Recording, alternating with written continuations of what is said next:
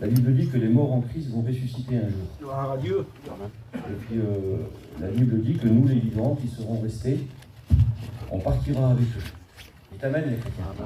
Les vivants, c'est l'Église. Les vivants, c'est les chrétiens, les chrétiennes qui marchent selon la parole de Dieu, qui marchent selon ce que la parole de Dieu nous enseigne, fidèlement. Et puis, un jour, c'est vrai, Seigneur, on arrivera dans ce pays merveilleux, dans cet endroit, dans cet endroit qui nous appartient en réalité, c'est à nous. C'est à nous, Seigneur. Christ a payé pour ça. Gloire à Dieu. Il a donné sa vie pour ça. Pour que nous, là, aujourd'hui, on ait cet accès auprès du Père. Pour que le ciel, pour que les portes du ciel soient ouvertes pour nous. On ne mérite rien, frères et sœurs. On n'a aucun mérite, j'ai aucun mérite. On est dans le même bateau. Mais par amour, Christ est mort pour nous. Amen. Amen. Quelle bonté, Seigneur. Quel privilège qu'on a. Quel privilège qu'on a, Seigneur, d'être appelé enfant de Dieu. De savoir que ça peut venir tout de suite, là. La Bible dit qu'on ne sait ni le jour ni l'heure. Ça peut être là, pendant la réunion, Seigneur. Ça peut être pendant le moment où on va prendre la Sainte Seine, vous voyez. Ça peut être pendant le moment de prière tout à l'heure. On peut écouter ce bruit particulier, cette trompette-là. Et puis hop, ça y est, on est parti. Tellement vite, Seigneur, qu'on ne s'en rendra même pas compte. Quelle grâce, Seigneur. Alléluia. Quelle bonté d'appartenir à Jésus. Amen. Je voudrais qu'on prie le Seigneur ce matin. Amen. Je disais à mes copains tout à l'heure, il y a des fois où on va prêcher et puis puis ça passe tout seul. C'est facile. C'est comme ça. Et puis il y a des fois, Seigneur, il y a des fois où on a le vent qui se tourne à l'envers, vous voyez. Et puis c'est mon cas ce matin. J'ai besoin de la grâce du Seigneur. Je pense que j'ai un petit mot du Seigneur pour vous ce matin. Amen. Et puis j'ai besoin que le Seigneur m'aide à vous l'apporter. On prie le Seigneur. Tu pries. Gloire à Dieu. Alléluia. Gloire à Dieu. Amen. Gloire au Seigneur. J'ai pris ce passage de la parole de Dieu qui va nous servir d'introduction ce matin au message. Ça se trouve dans Éphésiens 1, le verset 8 au verset 10. Il est marqué ceci. Car c'est par la grâce que vous êtes sauvés. Dites Amen, Seigneur. Amen. Hein, vous savez que sans la grâce, il n'y a pas de moyen pour nous d'être sauvés. C'est pas quelque chose que l'on a de naissance, vous voyez. C'est pas parce que nos parents sont chrétiens, ou notre père est serviteur de Dieu, ou notre oncle ou notre grand-père, qu'on est sauvé. C'est pas ça, non. Le passage dit, car c'est par la grâce que vous êtes sauvés, par le moyen de la foi. Et cela ne vient pas de vous. C'est le don de Dieu. Amen. C'est le don de Dieu. Ce n'est point par les œuvres, afin que personne ne se glorifie, car nous sommes son ouvrage, ayant été créés en Jésus-Christ pour de bonnes œuvres que Dieu a préparées d'avance afin que nous les accomplissions, afin que nous les pratiquions, excusez-moi. Amen. Amen. Gloire à Dieu, afin que personne ne se glorifie. On ne mérite rien, frères et sœurs. On ne mérite pas. La grâce, c'est un cadeau. La grâce est un don de Dieu, quelque chose qui n'est pas, mérité de notre part. Nos œuvres, en réalité, nos œuvres ne sont pas bonnes. Le meilleur d'entre nous, c'est pas moi, le meilleur d'entre nous ne mérite pas le ciel. C'est par amour, le Gloire à Dieu. Dieu. C'est par amour. C'est parce que Dieu nous aime. Vous savez, l'amour de Dieu, on ne peut pas la calculer. Et puis on ne peut pas la comprendre non plus. Pour nous, c'est pas logique, l'amour de Dieu. On a besoin, nous, de choses logiques. On est comme ça, on est humain. Et puis en tant qu'humain, Seigneur, eh bien, on n'est pas capable de donner notre enfant pour sauver quelqu'un. C'est pas possible. Puis on est tous pareils, Seigneur. Mais Dieu, par amour, donne son Fils. Gloire à Dieu. On ne peut pas le comprendre, ça. Et puis, le verset, il dit ceci, il dit que pour que personne ne se glorifie. Oui. Des fois, nos œuvres pourraient faire croire qu'on est mieux que les autres. Qu'on est un petit cran au-dessus du lot, vous voyez. Parce qu'on fait un petit peu plus.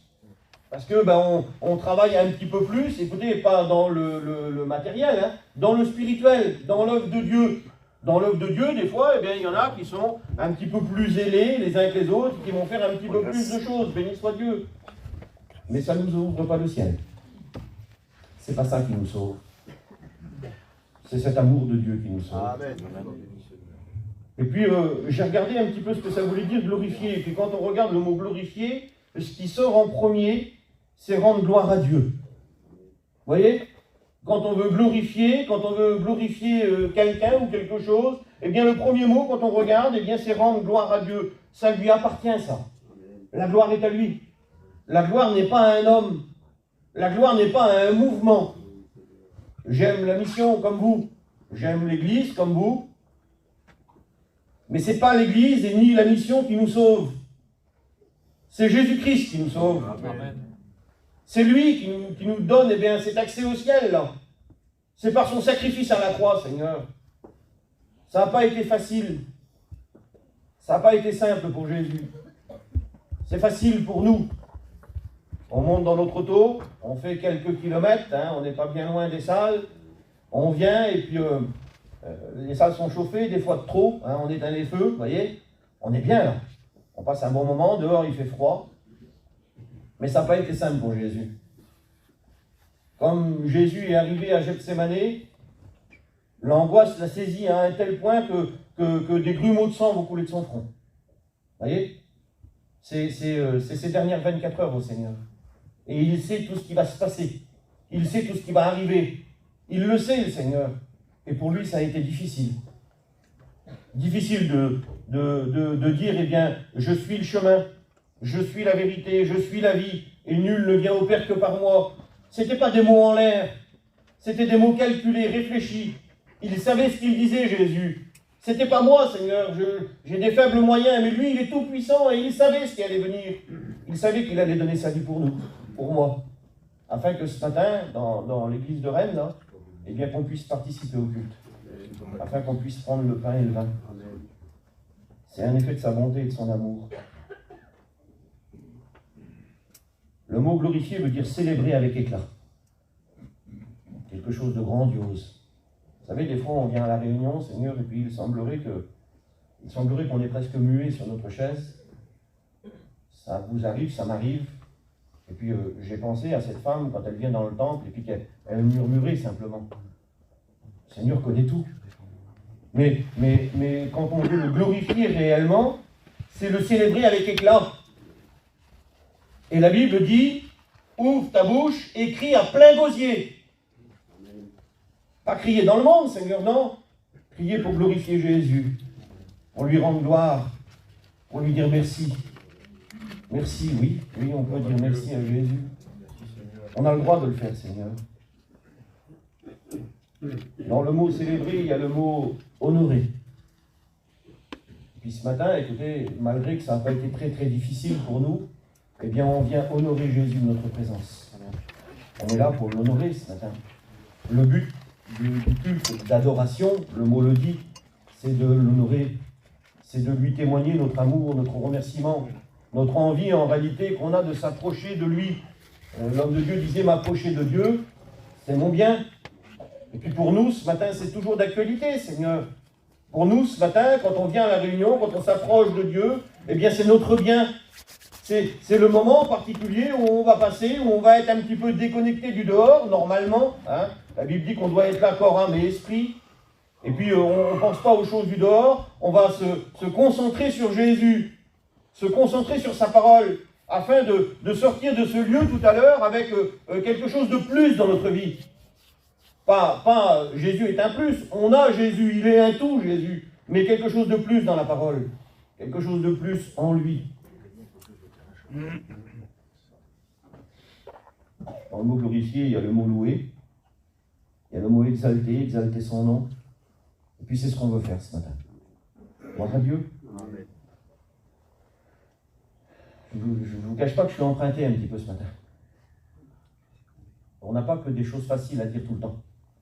Vous voyez, des fois dans des prédications, eh bien, le Seigneur des fois met des mots un peu plus compliqués. Et puis j'ai envie de vous dire ce matin que Jésus vous aime.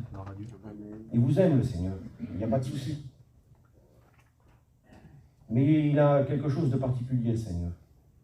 Il est capable de faire quelque chose que moi je suis incapable et que vous aussi. La Bible dit qu'il sonde les cœurs et les reins. Il nous connaît. On peut rien lui cacher à lui. On peut pas. On peut tromper les hommes. Hein? C'est facile de tromper un homme. Hein? C'est simple, Seigneur. Mais on ne peut pas tromper Jésus. On ne peut pas faire croire au Seigneur qu'on est quelqu'un qu'on n'est pas. On peut faire croire aux frères serviteurs. Hein? On peut venir à la réunion, occuper une chaise, et puis faire croire qu'on est chrétien. Facile. Mais Jésus, tu ne le trompes pas. Hein. Comme la trompette va résonner dans le ciel, là, c'est les vivants qui vont partir sur les nuées. Les vivants. Les véritables enfants de Dieu. Les trompeurs, les menteurs, les tricheurs, ils restent sur la terre. Hein. Ils ne partent pas au ciel. C'est pas possible, Seigneur. On fait une petite lecture ensemble? Amen. Gloire à Dieu. Hein? Ça se trouve dans le livre de Jérémie. Le chapitre 9 et le verset 23. Ainsi parle l'Éternel, que le sage ne se glorifie pas de sa sagesse, que le fort ne se glorifie pas de sa force, que le riche ne se glorifie pas de sa richesse, mais que celui qui veut se glorifier se glorifie d'avoir de l'intelligence et de me connaître, de savoir que je suis l'Éternel qui exerce la bonté, le droit, la justice sur la terre, car c'est à cela que je prends plaisir, dit l'Éternel. Amen. Amen.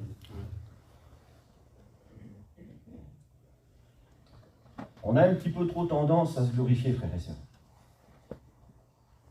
Dès l'instant qu'on a un petit peu quelque chose, ou qu'on fait un petit peu quelque chose, je vous l'ai dit tout à l'heure, et puis c'est une vérité, je suis avec vous dans le message. Hein. Je ne dis pas des paroles en l'air, croyez bien, Seigneur, ce matin, je vous le dis en vérité devant Dieu, j'ai besoin d'appliquer le message à ma vie. Hein. On en a besoin, frères et sœurs. La gloire est à lui, Seigneur. Gloire à Dieu. À lui et à lui seul. Amen. Écoutez, j'ai pris quelques exemples, je vais essayer de passer vite parce que je sais que je suis bavard, mais voilà. Ainsi parle l'Éternel, que le sage ne se glorifie pas de sa sagesse. Dans 1 Roi, au chapitre 4, et le verset 29 au verset 31, il est marqué ceci. Dieu donne à Salomon de la sagesse, une très grande intelligence et des connaissances multipliées, comme le sable qui est au bord de la mer. La sagesse de Salomon surpasse la sagesse de tous les fils de l'Orient et toute la sagesse des Égyptiens. Il est plus sage qu'aucun homme. Amen. C'est pas rien, Salomon. Hein. C'est quelque chose d'extraordinaire. Et malgré tout ce que Dieu lui a donné, malgré toute la sagesse qu'il avait, toute l'intelligence qu'il avait, toute la connaissance qu'il avait, eh bien on se rend compte que à la fin de sa vie, cet homme si sage et si intelligent va laisser rentrer des idoles dans le temple. Pourtant, Seigneur, une sagesse comme ça n'existe pas. Aucun d'entre nous, sans abaisser personne, là, avait cette sagesse-là. Plus de sagesse qu'aucun autre homme. Personne ne pouvait l'égaler. Vous allez me dire, c'est normal, c'est Dieu qui a donné. Mais malgré ça, eh bien, il ne va pas être si sage que ça. Il va faire des choses contraires, en réalité, eh bien, à ce que Dieu veut. Rendez-vous compte qu'un homme si sage que ça, eh bien, ne peut pas se glorifier. Pas possible, Seigneur. Pourtant, il est sage, hein. Mais il ne peut pas se glorifier, lui. Et c'est le plus sage de tous les hommes. Et puis nous, hein, on a ça ça, il dit ça, Seigneur, je ne sais même pas où vous êtes, hein. Je ne sais pas si on a ça, mais tout. On a une goutte d'eau, quoi.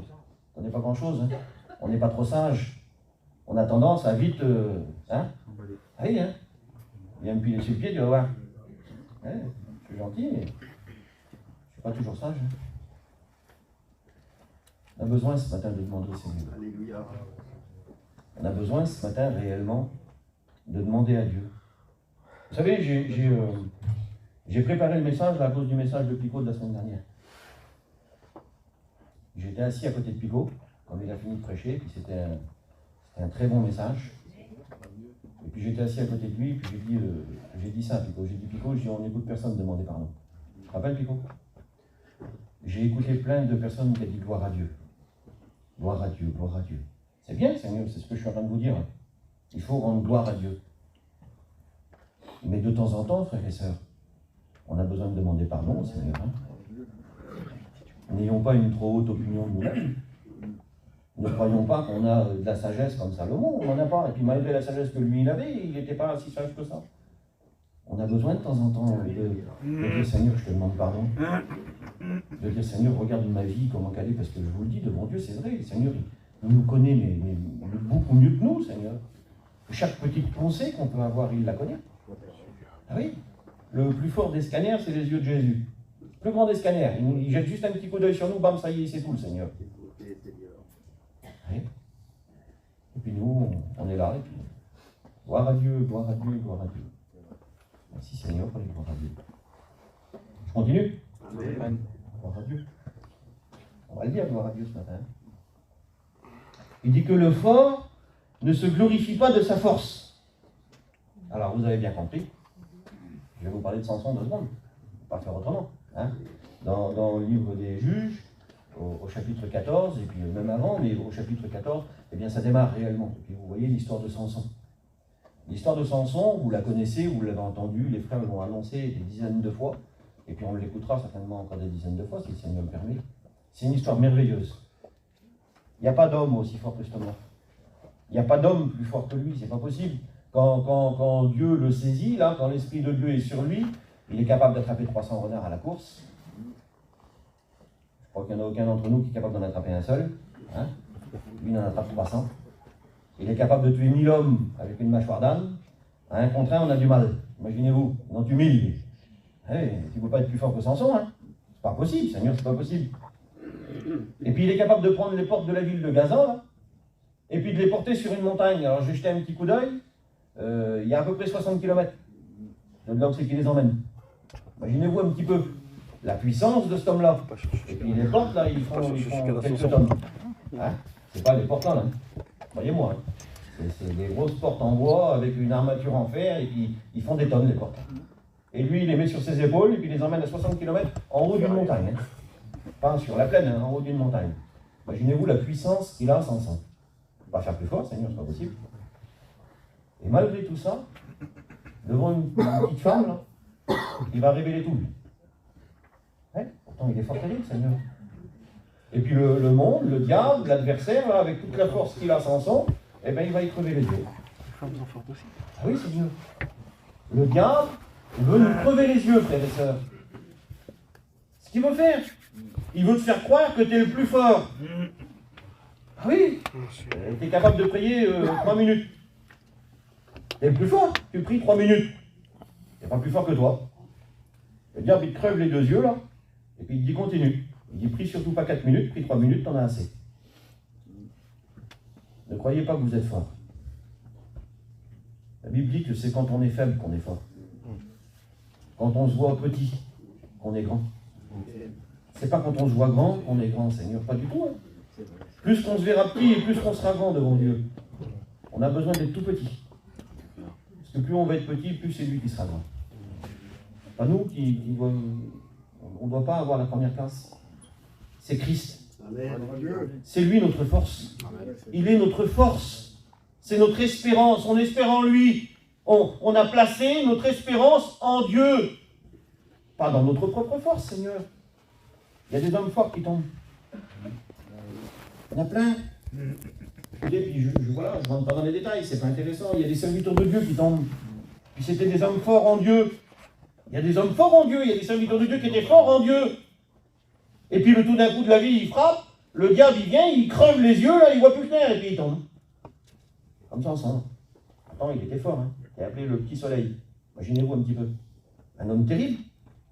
Mais le diable, il est capable d'avoir les hommes terribles. Soyons pas des hommes terribles. Ça ne sert à rien d'être un homme terrible, d'être une femme terrible, ça ne sert à rien, Seigneur. Soyons des vrais adorateurs. Amen. Des vrais, vous voyez. C'est ce qu'il veut, Seigneur. Il veut des vrais. Il veut des vraies personnes. Afin que l'on puisse eh bien grandir.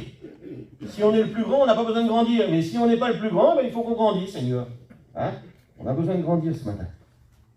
Je continue? Amen. Il dit que le riche ne se glorifie pas de sa richesse. Alors, on est orgueilleux quand on est riche. On veut qu'on veut pas. C'est une vérité. Parce que comme on est riche, eh ben, il y a une petite part d'orgueil des fois qui se passe dans nos cœurs. Elle est là. On ne peut pas faire grand-chose. Et puis, Luc 12, au verset 16, une histoire que vous connaissez par cœur, Seigneur.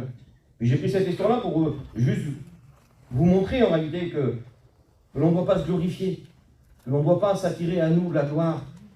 Merci, Seigneur, quand Dieu pourvoit pour nous. C'est ce qu'on doit faire, c'est ce qu'on doit dire. Amen. Il leur dit cette parabole. Les terres d'un homme riche avaient beaucoup rapporté. Et il raisonnait en lui-même, disant, que ferai-je? Car je n'ai pas de place pour rentrer ma récolte. Voici, dit-il, ce que je ferai. J'abattrai mes greniers, j'en bâtirai des plus grands. J'y amasserai tout ma récolte et tous mes biens. Et je dirai à mon âme, tu as beaucoup de biens en réserve pour plusieurs années. Repose-toi, mange, bois, réjouis-toi. Mais Dieu lui dit, insensé. Écoutez, c'est important, Seigneur. Cette nuit même, ton âme te sera redemandée. Et ce que tu as préparé, pour qui ce sera? Il en est ainsi de celui qui amasse des trésors pour lui-même et qui n'est pas riche en Dieu. C'est clair, Seigneur. C'est clair. C'est facile à comprendre. On doit être riche en Dieu, frères et sœurs. C'est en Dieu qu'on doit avoir de la richesse, c'est en lui. C'est pas dans le monde, c'est pas dans les choses du monde. Ça nous apportera rien, Seigneur. Plus on sera riche dans le monde, plus nos regards seront sur le monde, et plus on va se détourner du Seigneur.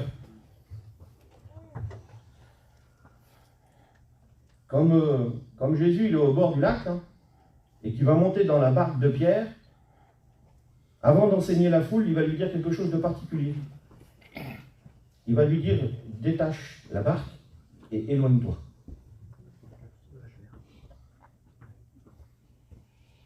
Si vous ne comprenez pas, eh ben moi je trouve que c'est simple à comprendre. Il faut détacher et s'éloigner. Plus on va s'éloigner des choses du monde, et plus on va se rapprocher des choses de Dieu. On a besoin, Seigneur. Merci, Seigneur. On a besoin de ça. On en a besoin réellement. C'est comme l'air qu'on respire, là. On en a besoin pour vivre. Et bien pour vivre spirituellement, on a besoin de s'approcher de Dieu. Amen. Si tu t'approches des choses du monde, tu t'éloignes de Dieu. C'est facile à comprendre. Et puis si tu t'éloignes des choses du monde, tu vas t'approcher de Dieu. Et plus tu seras près de lui, et plus tu vas vouloir passer du temps avec lui. Et après, c'est plus 3 minutes dans la prière. C'est pas 5 minutes, c'est pas 10 minutes, c'est du temps. Vous voyez? Le temps compte plus après. C'est du temps qu'on passe avec lui dans la lecture de la parole de Dieu. Et puis vous savez, quand on regarde la parole de Dieu, le temps, on dirait qu'il passe. J'étais en train de lire hier, il a fallu que je mette mes copains à la porte. Ils sont venus un petit peu m'embêter. Et puis je dis, allez-vous-en maintenant. Je dis, allez-vous-en, laissez-moi tranquille. Écoutez, quand on lit la parole de Dieu, le temps n'a plus d'importance.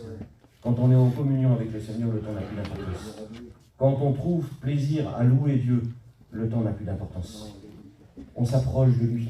On s'éloigne du monde. On ne pense plus aux choses du dehors. On pense à Jésus. On pense à ce qu'il a fait. On pense aux choses merveilleuses qui nous attendent quand il va venir nous prendre, Seigneur. Parce que ça va être merveilleux. Croyez pas, écoutez, croyez pas que ça va juste, on va être bien et puis voilà. Non, c'est pas ça. On parle de l'éternité auprès de Dieu. Vous savez, quand on parle du repas des noces, là, il n'y a pas de temps il n'y a pas de temps. On ne sait pas. On ne sait pas, Seigneur, combien de temps qu'on va être là. On ne sait pas combien de temps ça va durer. On ne sait pas combien de temps qu'on va chanter les cantiques, là. C'est pour l'éternité. Combien de temps qu'on va louer Dieu, c'est pour l'éternité. Combien de temps qu'on va passer dans la présence de Dieu, c'est pour l'éternité, Seigneur. Ça va être quelque chose de merveilleux. Puis des fois, on est à la réunion, puis on dit, ah voilà, il ne prêche pas longtemps, lui. Ah oui, c'est vrai. Mais il faut passer du temps avec lui. Quand on écoute la parole de Dieu, c'est pas le messager qui a de l'importance. Le messager, c'est qu'un messager. C'est le message, Seigneur. Et puis le message, il vient de Dieu. Alors on doit passer du temps à entendre et puis à essayer de le repasser dans notre cœur après. Une fois que la réunion elle est finie, là, ça ne s'arrête pas juste comme elle est finie la réunion. On rentre chez nous et puis ça y est, c'est fini, on a oublié. Écoutez, 9 fois sur 10. Il ne faut pas dire 10 fois, mais 9 fois sur 10. Quand on sort de la réunion, 2-3 heures après, et puis quand on parle avec quelqu'un qui n'était pas à la réunion, ils disent ça les gens. Maman, quelle réunion qu'on a eue ce matin. Et l'autre il dit, ah bon? Il dit, c'était une merveille. Il a prêché quoi? Eh ben, il a parlé de Jésus. Ah oui? Ah oui, on parle toujours de Jésus. Comprenez? Le message, il doit repasser dans notre cœur. Amen. On doit s'en souvenir, Seigneur. Amen. On doit s'en souvenir. Il faut, afin d'agir fidèlement selon tout ce qui est marqué dans la parole de Dieu. Amen? Amen. Allez, je continue un petit peu. Vous voulez? Amen. Il dit, mais celui qui veut se glorifier, qui se glorifie, d'avoir de l'intelligence et de me connaître, de savoir que je suis l'Éternel, qui exerce la bonté, le droit, la justice sur la terre, car c'est à cela que je prends plaisir dit l'Éternel. Amen. C'est à ça, lui, qui prend plaisir. Il prend plaisir, le Seigneur, quand on va faire ce qui est marqué là. Jean 3 au verset 30. J'aime ce verset-là, parce que ce verset-là, en réalité, ça m'arrive des fois, moi, de commencer à me sentir monter un petit peu, vous voyez. Pas si ça vous arrive à pas, hein, moi je suis quelqu'un d'honnête, moi je vous dis en réalité, voilà, je prêche, je le dis ce que je pense. Et puis des fois ça m'arrive. Des fois j'aurais tendance un petit peu à m'orgueillir, ah tiens je connais ça, je sais ça, je connais ça. Et puis des fois je pense au verset là, puis je dis Seigneur, tout le monde pardon. Il faut, c'est un impératif. Quand quelqu'un dit il faut, c'est une obligation, c'est obligatoire. C'est quelque chose c'est obligé. Vous comprenez? C'est obligé. Et dans notre vie spirituelle, c'est obligé ça. Il faut qu'il croisse. Croisser, ça veut dire grandir. C'est se développer. C'est prendre de l'ampleur, de la place. Il faut qu'il croisse. Dans nos vies, hein, pas dans le monde, ça ne sert à rien. Dans nos vies, dans ma vie à moi, dans mon cœur à moi, il faut qu'il croisse. Il faut qu'il prenne plus de place, qu'il soit plus grand. Amen.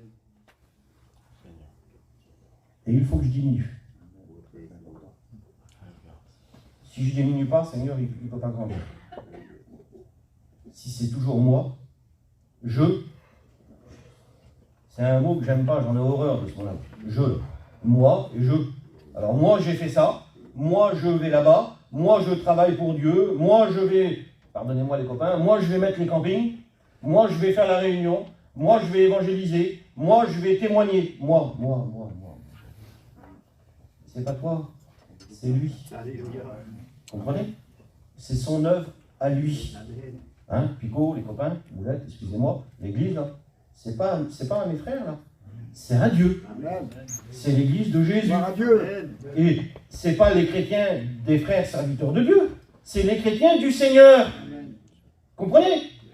C'est son œuvre à lui. Dieu, par amour, par compassion pour nous, voilà, parce que c'est son plan à lui, et bien il a choisi des hommes, il les a établis, il les a mis à des postes différents les uns des autres, pour travailler dans son œuvre. Amen. Et ça, c'est gloire à Dieu. C'est gloire à Jésus. Béni soit le nom de l'Éternel qui nous donne à travailler pour lui. Témoigne, frère. Mais dis pas, j'ai témoigné. Témoigne. Parle de Jésus. Mets-le en avant. C'est lui qui a de la valeur. Amen. C'est lui qui a de l'importance. C'est lui qui t'a sauvé. Gloire à Dieu. C'est le premier verset qu'on a lu. C'est par grâce. C'est lui qui t'a sauvé. C'est la grâce de Dieu. C'est ça qui te sauve. Alors témoigne de la grâce de Jésus. Amen. Amen. Ça va venir un petit peu plus compliqué. Hein. Mais c'est pas grave. Dieu est bon. Amen. Écoutez, je vais vous dire quelque chose. Je le crois. Je crois ce matin que dans l'église, là, et puis je le souhaite de tout mon cœur, et puis le Seigneur le sait que c'est la vérité, qu'il n'y a aucun perdu parmi nous. C'est le désir de mon cœur, et puis suivre les frères serviteurs de Dieu. Là. Si les frères ils se donnent du mal, si les frères ils travaillent dans le de Dieu, parce qu'on se donne du mal pour travailler dans le de Dieu, hein, si les frères ils se donnent du mal, là, c'est parce que dans notre cœur à nous, là, vous êtes tous des sauvés, et puis on veut qu'il y ait un plus grand nombre, comme la parole de Dieu le dit, là, afin qu'un plus grand nombre parvienne à la repentance. Il use de patience, le Seigneur. Et nous, on croit ce matin que dans l'église du Seigneur, il n'y a pas de perdus, que des sauvés. Parce que c'est Jésus qui a payé. Amen. Hein? C'est important, Seigneur. C'est Jésus qui a payé. Gloire à Dieu. Et Zacharie 14, le verset 1er. Alors, je vais pas vous lire tout le verset parce que ça ne nous concerne pas réellement en réalité. Hein, voilà. Mais ce petit morceau-là, il m'a frappé. Alors, je vais juste vous dire le petit morceau qui m'a frappé. Hein? C'est marqué « Voici, le jour de l'Éternel arrive. » Seigneur, c'est compliqué ça, hein? Oh, frères et sœurs, ça va venir un jour, hein? Eh oui. C'est pas une fable, c'est pas une histoire, hein? Nos frères anciens qui sont là, s'ils nous prêchent l'évangile depuis toutes les années, là, c'est pas pour rien, Seigneur. Vous comprenez, ça serait pas vrai. Ça serait pas vrai. On serait pas là, les copains. Hein? C'est vrai, les frères, les anciens quand même parmi nous, là, il y a des frères qui ont du ministère, vous comprenez? Ça serait pas vrai, ils auraient laissé tomber il y a longtemps. Et puis, non. C'est parce que le jour de l'Éternel, il va venir. C'est parce que ce jour-là, il va arriver. Et puis laissez-moi vous dire que ça va être un jour redoutable. Redoutable. Pourquoi? Parce que ceux qui sont sauvés, béni soit Dieu, ils vont partir avec le Seigneur. Hein? Le son de la trompette, les moments tristes, ils vont ressusciter. Amen. Et les vivants, je vais le redire, je l'ai dit tout à l'heure, mais je vais le redire, les vivants, ils vont partir. Mais les vivants, c'est les vrais. Les vivants, c'est les vrais chrétiens. Ceux qui marchent dans les empreintes de pas du Seigneur. Ceux qui marchent dans la sanctification, dans le progrès. Vous voyez? Hier, je n'étais pas capable. Hier, je n'ai pas réussi. Mais aujourd'hui, les écailles ont tombé de mes yeux. Et aujourd'hui, je vois clair. Seigneur, j'ai fait mal hier, je te demande pardon. C'est pour ça que je vous ai dit tout à l'heure, on a besoin de demander pardon au Seigneur. C'est un besoin dans nos vies. Écoutez, je ne sais pas moi, pardonnez-moi, je vous demande pardon aussi à vous. Hein, regardez, je demande pardon au Seigneur, puis je vous demande pardon à vous. Il n'y a pas un Superman parmi nous, non? Non, il n'y en a pas un qui a une cape avec le gouaise de Superman et puis qui est capable de voler. Hein. Non, il n'y en a pas. On n'est pas des super-héros. Hein. On est des hommes et des femmes. On a les pieds sur terre. Et puis quand on a les pieds sur terre, ben on marche sur la terre. Puis des fois, ça arrive que... Voilà, on n'est pas au top. Hein. On a besoin de demander pardon au Seigneur. Vous savez, comme l'apôtre, il va venir auprès de Jésus, et puis il va dire Maître, il dit Seigneur, il dit si mon frère fait quelque chose contre moi, il dit est-ce que je dois lui pardonner jusqu'à 7 fois? Puis Jésus dit non, il dit qu'il va lui pardonner 70 fois cette fois. Ça fait 490 fois. Non, dans la journée, là, oui, dans une seule journée, aujourd'hui. Si ton frère vient 490 fois te faire de la misère, tu dois lui pardonner. Ça veut dire quoi? Ça veut dire que le Seigneur, lui, le pardon, il l'a, hein. Vous comprenez bien. Si lui, il dit ça à l'apôtre, si lui, il dit ça à un serviteur, qui dit tu dois pardonner ton frère 490 fois, ça veut dire que lui, il est capable de le faire aussi. Hein. Il est capable de nous pardonner ce matin. Oui, Seigneur. Il est capable de nous pardonner. Ça veut dire quoi? Ça veut dire qu'il y aurait des chrétiens qui auraient besoin de pardon? Oui, bien sûr que oui. Bien sûr que oui. Moi le premier, Seigneur. Moi le premier, je suis un misérable, j'ai besoin que Dieu me pardonne. Tous les jours de ma vie, j'ai besoin qu'il me pardonne et j'ai besoin de lui demander pardon. Pourquoi, Seigneur? Parce qu'on a des fois des pensées, des idées, des choses qui ne sont pas à la gloire de Dieu, Seigneur. On en a besoin. Ne soyons pas des hypocrites, Seigneur, ce matin, soyons des vrais chrétiens, des vrais adorateurs, des vrais enfants de Dieu. Vous savez, on ne vient pas prendre un culte, hein, comprenez, hein. On vient lui apporter le culte. Hein. On vient lui apporter, puis quand on vient apporter quelque chose au Seigneur, qu'est-ce qu'il fait, Seigneur? Il regarde, lui. Comprenez bien. Si tu viens m'apporter quelque chose, que tu viens me donner quelque chose, je vais regarder c'est quoi. Puis Jésus, il va regarder. Comme tu vas prendre ton culte tout à l'heure, hein. Comme tu vas mettre la main dans la corbeille, comme tu vas boire la petite peu de vin. Hein. C'est des symboles, comprenez bien, mais derrière les symboles, là, il y a quelque chose de fort, il y a quelque chose de grand, Seigneur. Il y a le regard de Jésus derrière les symboles. Là. Comme tu vas mettre ta main dans la corbeille, le Seigneur, il va te regarder. Et puis il va voir si c'est la vérité. Oui, peut-être que tu n'as pas le choix, c'est comme ça. Et puis, continue. Amen. Amen. On Dieu. Alors je vais peut-être être un petit peu embarrassé maintenant, mais bon, c'est pas grave. C'est la parole. Hein? C'est la parole ce matin. C'est la parole qui compte. C'est la parole qu'il faut qu'on mette en action. Hein, il dit, je dévore ta parole. Alors, on doit dévorer, ça veut dire tout entière. Des fois, il y a des mots doux, des fois, avec du miel. Jésus vous aime, vous êtes les plus beaux, les meilleurs, et puis on est content, on sort de la réunion, c'est la plus belle réunion du monde. Puis il y a des fois où Jésus, il redresse un petit peu. Alors c'est pas moi, Seigneur, je suis avec vous, je vous l'ai dit. Le bon Dieu, c'est vrai. Je suis avec vous, j'ai aussi besoin d'être redressé. J'ai besoin d'être comme Dieu veut que je sois. Je voudrais lire ce passage. Alors les frères vont certainement peut-être le lire tout à l'heure, ou peut-être qu'ils ne vont pas lire ce passage-là. Vous savez, quand je lis le passage de la scène, moi, je lis Matthieu 26-26. C'est ce que je dis tout le temps. Mais là, ce matin, pour le message, je voudrais vous le lire, moi. Ça ne vous dérange pas, mes frères. Je voudrais vous lire 1 Corinthiens 11, verset 23. Mais je vais faire la lecture jusqu'au verset 30. On le fait ensemble? Amen. Gloire à Dieu. Car j'ai reçu du Seigneur ce que je vous ai enseigné. C'est que le Seigneur Jésus, dans la nuit où il fut livré, prit du pain, et après avoir rendu grâce, le rompit en disant, « Ceci est mon corps, qui est rompu pour vous. Faites ceci en mémoire de moi. » De même, après avoir soupé, il prit la coupe, et dit, « Cette coupe est la nouvelle alliance en mon sang. Faites ceci en mémoire de moi. Toutes les fois que vous boirez, car toutes les fois que vous mangez ce pain et que vous buvez cette coupe, vous annoncez la mort du Seigneur jusqu'à ce qu'il vienne. C'est pourquoi celui qui mangera le pain ou boira la coupe du Seigneur indignement sera coupable envers le corps et le sang du Seigneur.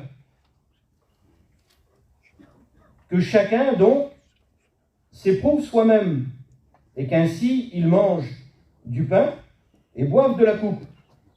Car celui qui mange et boit sans discerner le corps du Seigneur mange et boit un jugement contre lui-même. C'est pourquoi, et puis écoutez, c'est ça qui est important. Il dit c'est pourquoi,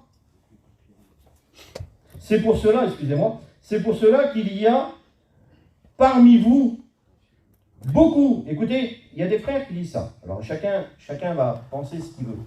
Moi, je ne suis pas contre les pensées de l'un et puis contre les pensées de l'autre. Et moi, j'ai ma propre pensée. Hein. Si je vous dis, c'est pour ça que parmi vous, comprenez-moi bien, hein, parmi vous, là, il y en a beaucoup.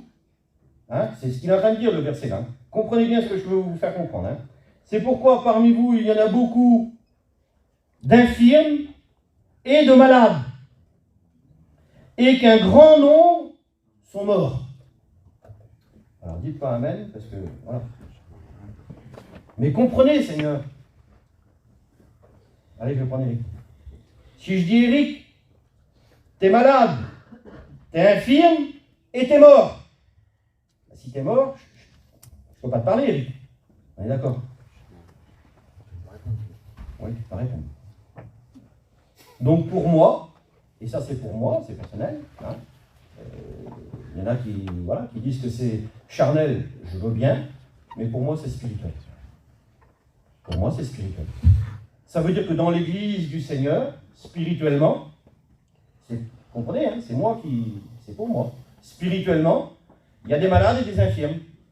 Alors les malades et les infirmes, on va essayer de les soigner. Hein. On essaye de les soigner comme on peut, en apportant la parole de Dieu, et puis celui qui se détourne, et puis qui a compris, vous voyez, c'est ça le pardon. Il se détourne et il a compris. Ben, à ce moment-là, il y a le pardon, béni soit Dieu. Et puis il revient dans son bon sens, et puis merci Seigneur. Mais pour celui qui est mort, moi je ne peux rien faire. Moi je n'ai pas de solution. Mais Christ, béni soit Dieu, il a la solution lui. J'ai pas le pouvoir, moi, de ressusciter les morts, sauf si le Seigneur il le veut. Et puis s'il le veut, puis les frères, non. Voilà, ça a déjà arrivé qu'il y a des personnes qui sont mortes, puis que les serviteurs vont prier pour eux, puis qu'ils reviennent à la vie. Parce que c'est Christ qui le veut. Mais spirituellement, c'est compliqué à faire. Spirituellement, ça revient à ce que je vous disais tout à l'heure. J'ai appelé ça comme ça, moi, puis je l'ai déjà dit, puis j'ai pas peur des mots que j'emploie. C'est le chrétien d'étiquette. Vous voyez? Celui qui a l'étiquette du chrétien. Il n'a qu'une apparence. C'est qu'une apparence. Il a simplement une apparence, il vient occuper une chaise dans l'église, mais en réalité, il n'y a rien du tout derrière. Il n'y a aucune vie spirituelle. Il n'y a rien. C'est qu'une apparence, Seigneur. Et celui-là, spirituellement, il est mort. Il est dans l'église, mais comme le Seigneur, il vient prendre l'église, lui, il ne part pas avec le Seigneur. Parce que spirituellement, il est mort. Ah, il n'est pas mort charnellement. Charnellement, il est debout. Charnellement, il est comme vous et moi. Hein. On est vivant. On est vivant. La Bible dit que certains paraissent pour être vivants, mais ils sont morts. C'est simplement qu'une apparence, Seigneur. Et ce matin, je le souhaite de tout mon cœur, et puis je vous l'ai dit, je le crois. Je crois ce matin qu'il n'y a pas de chrétiens d'apparence ici. Il n'y a que des vrais adorateurs. Il n'y a que des vrais enfants de Dieu. Si, on va y venir. Parce qu'on a la possibilité ce matin de demander pardon. Écoutez, quand on demande pardon au Seigneur, avec un cœur vrai, avec un cœur sincère, vous savez, alors je ne vais pas faire le grec ni l'hébreu, mais dans le mot sincère, il y a le mot sans cire. Et sans cire, c'est sans falsification. Vous voyez? C'est vrai. c'est pas d'apparence. C'est pas... excusez-moi du mot, c'est vilain, mais on n'est pas des fauchetons ce matin. On n'est pas des fauchetons. On vient adorer Dieu parce qu'il nous a aimés, parce qu'il a donné sa vie, Jésus. Ce matin, je vais le redire, on ne vient pas, excusez-moi Seigneur, que Dieu me pardonne, je ne viens pas manger un petit bout de pain ce matin. Je ne viens pas boire une goutte de vin, ça ne m'intéresse pas, Seigneur, non. Non, ça n'a aucune valeur, ça n'a aucune valeur, c'est vrai, Seigneur. Non. Je veux être sauvé, moi. Qui c'est qui veut être sauvé ce matin? Levez la main, ceux qui veulent être sauvés, allez-y voir. S'il y en a qui ne lèvent pas la main, Seigneur, vous pouvez vous en aller tout de suite. Vous comprenez bien? Ah oui, le but de nos réunions, là, le but d'une vie chrétienne, d'une vie spirituelle en Dieu, c'est d'être sauvé, Seigneur. On ne fait pas ça pour rien, Seigneur. Il y a un intérêt derrière la vie chrétienne. C'est vrai, devant Dieu, c'est vrai, il y a un intérêt. L'intérêt qu'on a derrière la vie chrétienne, c'est le royaume de Dieu. C'est d'aller au ciel, Seigneur. La Bible dit qu'il y a 2 endroits. Vous le savez, hein? Le paradis et l'enfer. Je ne veux pas aller en enfer, moi. Le Seigneur le sait, je ne veux pas aller en enfer. J'ai des défauts, je ne suis pas parfait du tout. Devant Dieu, je ne suis pas parfait. Mais tout à l'heure, je vais m'assieds là. Et je vous le dis devant Dieu que c'est vrai, et puis je l'ai déjà fait, et puis je vais le refaire, et puis je le ferai. Si le Seigneur ne revient pas aujourd'hui, là, demain et après-demain, je le ferai encore, et puis les jours d'après, je le ferai encore. Je demanderai pardon au Seigneur. Amen. Parce que j'en ai besoin. Parce que si je ne lui demande pas pardon au Seigneur, si je ne suis pas vrai avec lui, si je ne reconnais pas mes fautes, si je ne reconnais pas mes torts, Seigneur, je ne vais pas y aller au ciel. Et puis moi, je ne veux pas être ressemblant. Je ne veux pas faire tout ça. Je ne veux pas faire tout ça pour pas aller au ciel. Je ne veux pas que comme le Seigneur va venir, là, prendre l'église, là, que tout le monde parte et que je ne peux pas rester là, moi. Comprenez bien, Seigneur. Imagine-toi, Jésus, il arrive, là, il vient prendre l'église, tout le monde s'en va, et puis toi, tu restes dans l'église. Et moi, je deviens fou dans l'église. Alors, j'ai déjà pas de cheveux, mais je m'arrache le peu qui reste, quoi.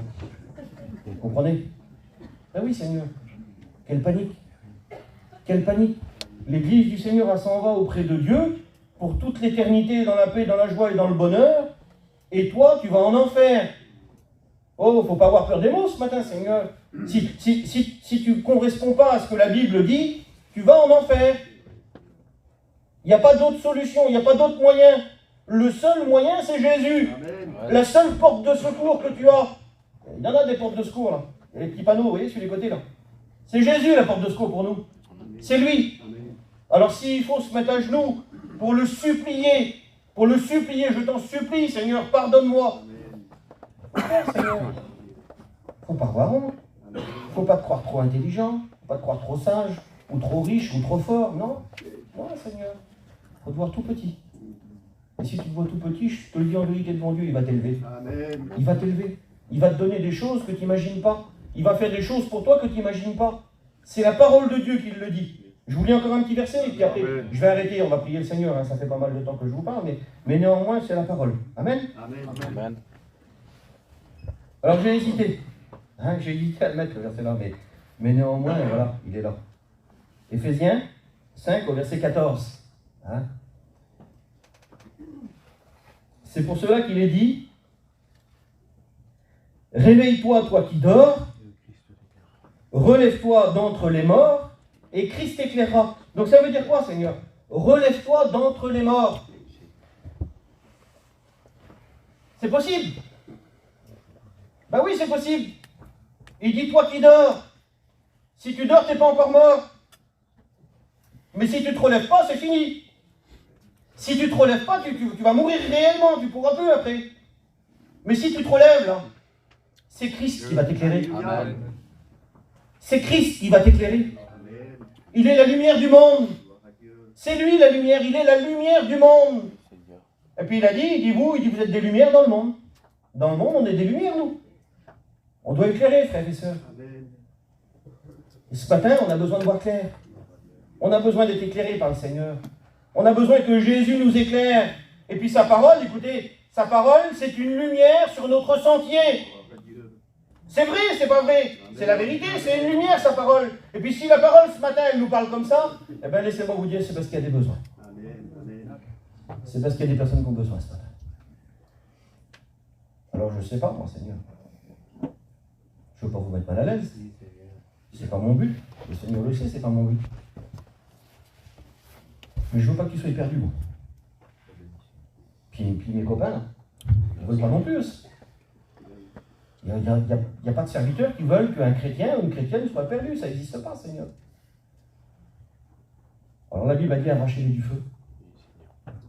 Je m'excuse, ce matin c'est un culte, c'est peut-être compliqué, je dis peut-être des mots bizarres, peut-être des mots qu'on n'a pas l'habitude d'entendre pour un culte, c'est possible. Mais néanmoins, je veux en arracher du feu. Je veux, Seigneur, ce matin. Je veux que tu te réveilles. Je veux que la parole de Dieu provoque quelque chose dans ton cœur, afin justement que tu prennes conscience que tu as besoin de demander pardon à Jésus. C'est tellement facile de te relever. Le diable va essayer de te mettre un fardeau sur les épaules. Il va essayer de faire comme il a fait pour Samson. Il en fait tourner la meule. Il va essayer de te faire tourner la meule, de te faire tourner en rond, inutile, pendant des mois et des années et des mois. Ouais. Mais si Jésus revient pendant que tu tournes la meule, t'es foutu. C'est facile à comprendre, ça. C'est des mots simples, Seigneur. T'es foutu. Tu ne peux pas être sauvé si tu tournes la meule du monde. Il faut ce matin que tu vois clair. Il faut ce matin que tu te réveilles.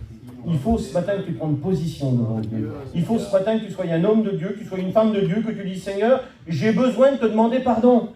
Écoutez, on n'a pas besoin, nous, de savoir. On n'a pas besoin d'être au courant, nous. Si tu as dit un petit mot qu'il ne fallait pas dire, ou si tu as fait une petite chose qu'il ne fallait pas faire, j'ai pas besoin de le savoir, moi. Mais Jésus, il le sait, lui. Tu lui cacheras pas, lui, il le sait. Notre ancien païen, il disait le point noir sur un drap noir dans une chambre noire. L'œil de Dieu le voit. Ben oui, c'est la vérité. On va faire comment, Seigneur? Il voit tout, lui. Tu lui cacheras rien, Seigneur. Et puis à cause qu'il y a un tel ou un tel qui est à côté de toi, tu ne veux pas prendre position. Mais c'est pas ça, Seigneur. Il faut être un homme de Dieu ce matin. Il faut être une femme de Dieu ce matin. Il faut qu'avant, Seigneur, écoutez, avant de mettre la main dans le panier, là, il faut demander pardon à Jésus. J'arrête là, écoutez, allez, j'arrête là. J'avais encore dit, je vais vous dire, mais c'est déjà pas mal. La gloire, Seigneur. Tu vas être sauvé ce matin? Allez, je vous fais plus lever la main, je l'ai déjà fait tout à l'heure. Tu vas être sauvé? Oui? Il faut demander pardon à Jésus. Il n'y a pas le choix, Seigneur.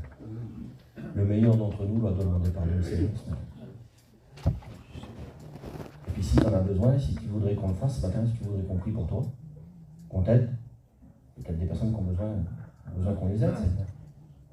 Et puis, bébé, hein, frère ancien, là, il dit souvent ça, il dit un pasteur, c'est un remorqueur, un bébé. Ouais. Et ce matin, je ne veux pas faire de mal à personne, moi, je veux vous aider. Devant Dieu, c'est vrai. Si vous avez besoin ce matin que les frères serviteurs de Dieu essayent de vous donner un coup de main, ben, je vais demander à mes frères de se lever. Les serviteurs, si vous voulez, levez-vous les frères.